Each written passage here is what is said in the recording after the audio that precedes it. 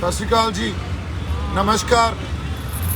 आज हिंदी में बात करेंगे क्योंकि हमारे संघर्ष को एक नया रूप दिया जा रहा है। अभी हम इस देश की एकता और अखंडता और इस देश का मान सम्मान उसको किसी तरह चोट पहुंचाना चाहते हैं।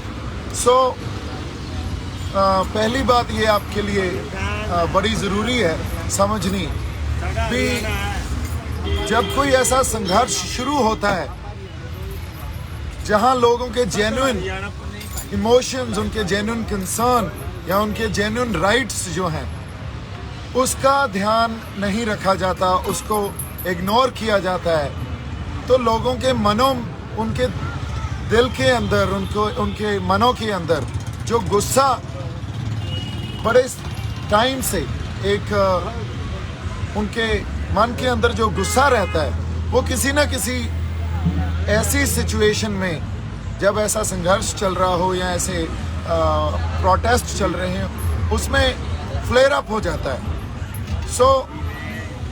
पहली बात तो ये है, आज इस सिचुएशन जो हुई उसमें वो गुस्सा फ्लेयर अप हो गया और इसमें किसी एक शख्सियत को अगर आप बोलें भी उसने भड़काहट की है, तो कभी भी संघर्ष, इतना बड़ा संघर्ष, वो किसी एक शख्सियत या एक व्यक्ति के ऊपर डिपेंड नहीं होता।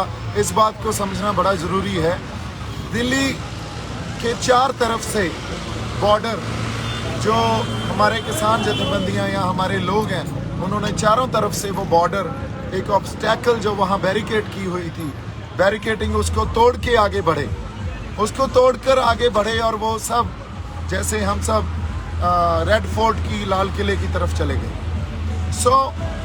जब रेड फोर्ट की तरफ गए तो एक सिंबॉलिकली अपना रोष, अपना प्रोटेस्ट, अपना विरोध दर्ज करवाने के लिए जो नए कृषि कानून बने हैं उसको दर्ज करवाने के लिए हमने वहाँ निशान साहब भी लगाया, हमने किसान झंडा भी हमारा लगाया, किसान मजदूर एकता का नारा भी बुलंद किया, इसीलिए किया, और पीछे उसके तिरंगा लगा हुआ है। जिस पोस्ट पे हमने झंडे लगाए उस पोस्ट के ऊपर कोई झंडा नहीं था, और ये झंडा हमारी इस देश की डाइवर्सिटी, जो हमारी डाइवर्सिटी है उसकी पहचान है। देखिए, आप डाइवर्सिटी को इस तरह मत देखिए भी यूनिटी इन डाइवर्सिटी।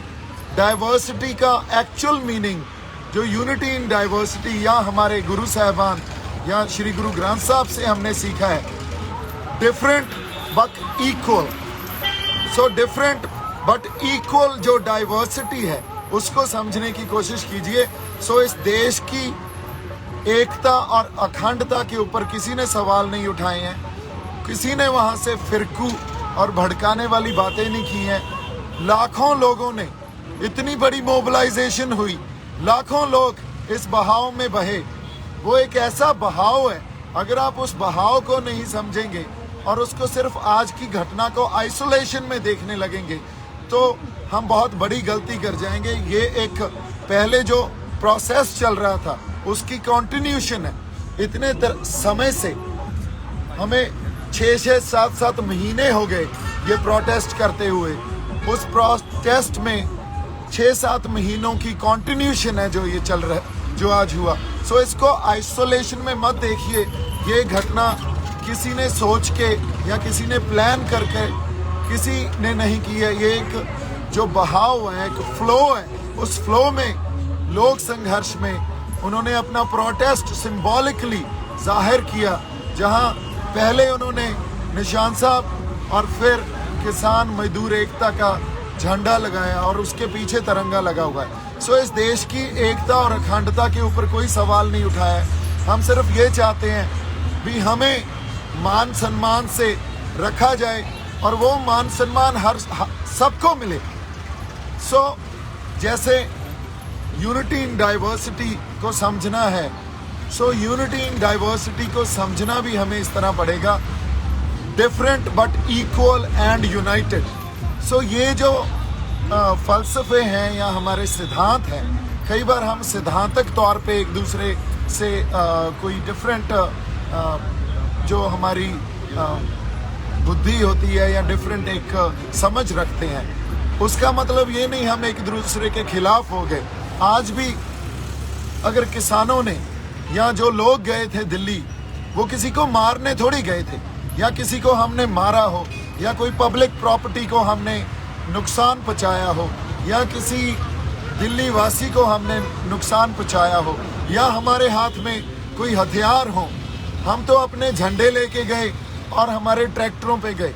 अब इनको अगर आप कम्युनल या इसको आप फिरकू दंगों का या इसको एक ऐसा आप एक रंग दे देंगे भी, ये देखो ये तो शरारती आंसर हैं, ये तो गलत आंसर हैं, तो ये हमारे इतिहास में हमेशा ही होता आया है। जब भी कोई इतनी बड़ी एजिटेशन होती है, सो हमेशा ही उसको हम ये बोल के भी देश की एकता और अखंडता को खतरा है, ये बोल के भी ये देखो ये तो फंडामेंटलिस्ट हैं या ये हार्डलाइनर्स हैं, हमेशा इस चीज़ में हम जो उनके बनते हक हैं, जो उनके बनते राइट्स हैं, वो नहीं देते और उसको इग्नोर करने लग जाते हैं। सो आज हमारे पास समा या ये जो एक टाइम ऐसा आ गया है, इसका डिस्कोर्स ऐसा है। पहली मेरी बेनती ये है भी इसको आप आइसोलेशन में मत देखें। जो आज हुआ है वो कोई आज एक आइसोलेशन में या आज की घटना नहीं है, ये एक लंबा प्रोसेस था, उसकी कंटिन्यूशन है। और आज भी वहाँ सिंबॉलिकली हमने अपना रोष जताया है, बिना कुछ डिस्ट्रॉय किए, बिना किसी तरह की तोड़ फाड़ किए, बिना किसी तरह हमने पब्लिक प्रॉपर्टी हो या हमारे पुलिस फोर्सेस हो या किसी भी तरह का लॉ एंड ऑर्डर हो, हमने बिल्कुल पीसफुली, जो हमारा जमहूरी हक है, हमारा डेमोक्रेटिक राइट है, पीसफुली एक प्रोटेस्ट किया। और इस प्रोटेस्ट को अगर हम ये सोच रहे हैं भी इसको एक कोई शख्सियत या एक पर्सनैलिटी या एक आदमी इतना बड़ी मोबिलाइजेशन कर सकता है, सो ये बहुत बड़ी गलती होगी। आप लोगों के जेन्युइन कंसर्न समझिए, लोगों के इमोशन समझिए। एक मुझे ब्लेम करना है, किसी को भी ब्लेम करना, ये हमारी वही बात गलती होगी जो हम हमारे इतिहास में पहले से भी करते आए हैं। आज सबसे बड़ी ज़रूरत है भी हमें लोगों के इमोशंस को समझना चाहिए, उनके कंसर्न्स को समझना चाहिए, उनके सरोकार क्या है उसको समझना चाहिए और उस अकॉर्डिंगली हमें आगे डिसीजंस लेने चाहिए। मैं एक बार फिर आपको ये रिक्वेस्ट कर रहा हूँ, कोई भी भड़काने वाली बात नहीं कर रहा है। हर इंसान यहाँ आपसी प्यार, भाईचारक साझ और इस देश की एकता और अखंडता में विश्वास रखता है। किसानों को प्लीज़ किसी अलग नज़रिए से मत देखिए। किसानों ने सिंबॉलिकली बड़े पीसफुली, जो हमारा डेमोक्रेटिक राइट है, जमहूरी हक है, उसको एक्सरसाइज किया है। वो सुप्रीम कोर्ट ने भी हमें दिया है, वो हमारा संविधान हमें देता है। और उसके आगे जो बात है, वहाँ फ्लैग पोस्ट पे कोई झंडा नहीं था, सो तिरंगा किसी ने नहीं उतारा। हमने सिर्फ अपना निशान साहब और हमारा किसान मजदूर एकता का जो हमारा झंडा है उसको वहाँ लहराया है। सो इतनी सी बात आपसे करनी थी मेरी तरफ से।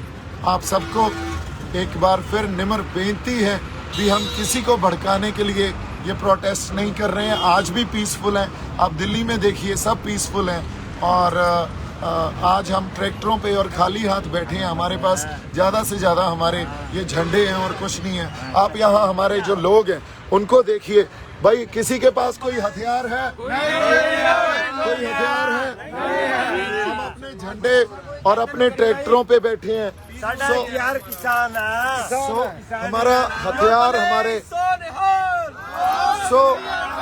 इस डाइवर्सिटी को समझने की कोशिश कीजिए। इस जो लोगों के जेन्युइन कंसर्न्स है उनको समझने की कोशिश कीजिए। इतनी बड़ी मूवमेंट किसी इंसान के या किसी पर्सनालिटी के या किसी एक व्यक्ति के उसकी वजह से नहीं खड़ी होती। ये मूवमेंट तब खड़ी होती है जब लोगों को उनके राइट्स नहीं दिए जाते, उनके जमहूरी हक नहीं दिए जाते। सो ये एक मास मूवमेंट है। मोबिलाइजेशन इतनी बड़ी इसलिए हुई है क्योंकि लोगों के जो दिलों में एक बड़े टाइम से बड़े it's been long that they had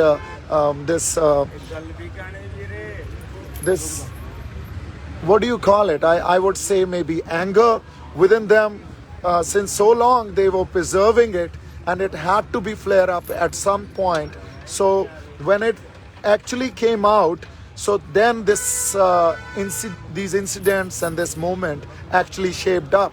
So today, if we are not going to talk about their rights, we are not going to give them their rights, or we are not going to handle it with maturity and always play the blame game, then trust me, this is not gonna stop. What we have to do is handle it with a lot of maturity, with responsibility, with purity, and that's what our people want. That's what we all want. As far as national security and integrity is concerned, nobody is questioning it, nobody is threatening it, nobody had intentions to do anything of that sort. We have just actually shown symbolically that it is a protest, it's a mass movement. Please try and understand and deal with it with a lot of maturity, and the leadership, whether it is our farmer leadership or political leadership, kindly look into it and deal with it with responsibility and maturity, which I hope and we all hope that it will be. Please do not try to give it any other color. Nobody is trying to propagate some different agendas here. Nobody is trying to propagate that we are threatening national integrity and security. Also, I would like to point out that Nishan Sahib, our Nishan Sahib, which our gurus have given us, it actually symbolizes when we have to fight against unjust or injustice.